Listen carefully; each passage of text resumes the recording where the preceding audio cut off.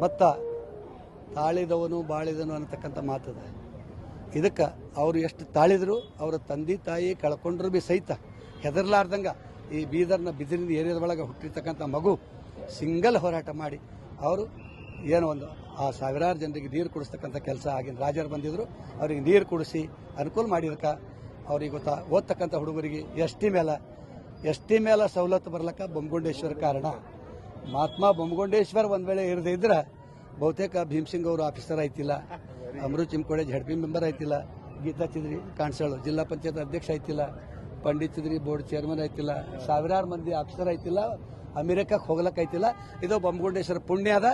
ಆ ನಿಟ್ಟಿನಲ್ಲಿ ಸಹಕಾರ ನೀಡ್ತಕ್ಕಂಥ ಗುಣ ಬರಬೇಕು ಅಂತ ಬೊಮ್ಮಗೊಂಡೇಶ್ವರದು ಮತ್ತು ನಂಬರ್ 1 ಟೆಕ್ನಿಕ್ ಮನುಷ್ಯ ಇದ್ರು. ಬಂಡಿ ಯಾರಿಗೆ ಸಾವಿರಾರು ಮಂದಿಗೆ ಹೇಳಲಾರ್ದ ಬಂಡಿ ತನ್ನ ಒಂದು ಮ್ಯಾಗ್ನೆಟ್ದಿಂದ ಬಂಡಿ ಎಬ್ಸಿರ್ತಕ್ಕಂಥ ಪುಣ್ಯಾತ್ಮ ಬೊಮ್ಮಗೊಂಡೇಶ್ವರ.